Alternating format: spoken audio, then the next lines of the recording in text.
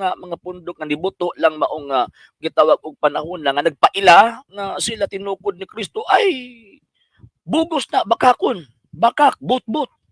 So mo nang dili ta mutuo. Nga naman kay ang Kristo, ang edad sa iyang simbahan almost 2,000 years old na. So mo na edad sa simbahan ni Kristo. Almost 2,000 years old kay imagine na natukod ang simbahan katong giingon ni Kristo 33 AD. Nya karon 2023 na. So therefore, ang edad sa simbahan ni Kristo 1,990.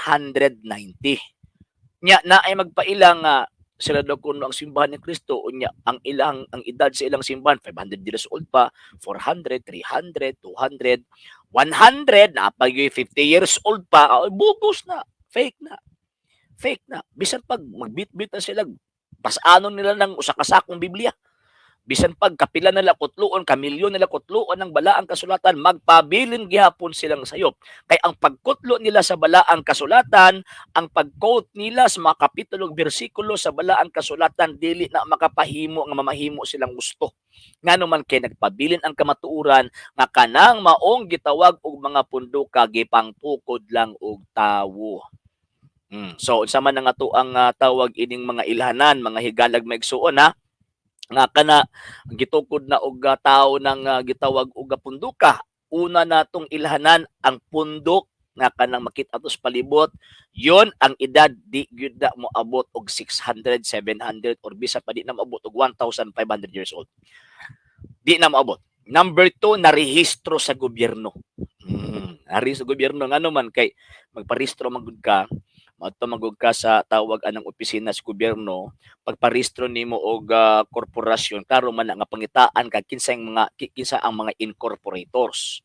Kanang mga incorporators sumala sa tawag anang ato ang balaod, mao na sila ang founder and originator ba sa usa ka corporation or sa usa ka organization or society nga gitukod sa usa ka individual. So kung parehistro siya na ay incorporator, so therefore, kasi sila man ang originator, buti pasabot sila ang founders. Kung sila ang founders, but pasabot, nagkikumpetensya sila sa tuang Ginoong Jesucristo. Marabag sa mua ba? Sa lay Catholic apologist, kami, kamakatulik ko man wa man nagtukod og lang sekta, nagtukod mig tawag ining organization para mutabang, para sa gitawag og kanang kahiusahan sa mga Katolik nga gustong madalipod sa pagtuo. So amo ang giparehistro na gipamutang nga mga founders. So ang mga founders isa ko dito.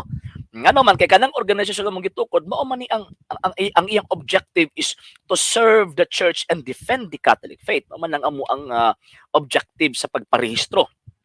Ang sa ilaha, ang ilang objective magwali kuno si ebanghelyo. Pero ang pinakapulot dulo, kumpintensyaan nila ang iglesyang gitukod ni Kristo nga mao ang Santa Iglesia Katolika Apostolika Romana. So kini mubo lang ni siya nga tawag ini nga video, pero pamaagi kini nga ato ang tawag ining mahimay-himay ato ang mausa-usa ang mga butang nga kana bitong makaingon ta ba nga kinahanglan masayod, kinahanglan makabalo. Ngano man kay again, daghan na kayong mga Katoliko namiya karon sa tuong pagtuo tungod sa hinungdan nga walay kahibalo ba.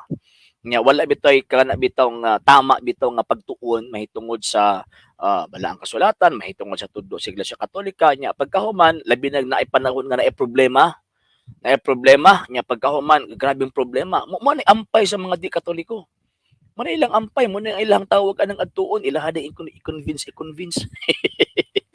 ilang tawag anang i-convince niya pagkahuman pag makonvince nila so natira na naigo na ang emosyon, lisod na bawion kay emosyon naman ang ilang gitira, dili man diri man pangutan-an ang mga namiya sa tawag anang simbahan Katolika, pangutan-an na sila kabalo ba sa pagtuwala ngano man kay ang rason ngano namiya sila ilahang emosyon dili ang ilahang kahibalo.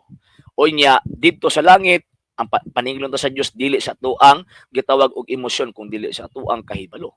Examon ta kay ingon pa sa balaang kasulatan 1 Timothy chapter 2 verse 4 kay buot sa Dios ang tanang tawo maluwas og masayod sa kamatuoran. Ayon.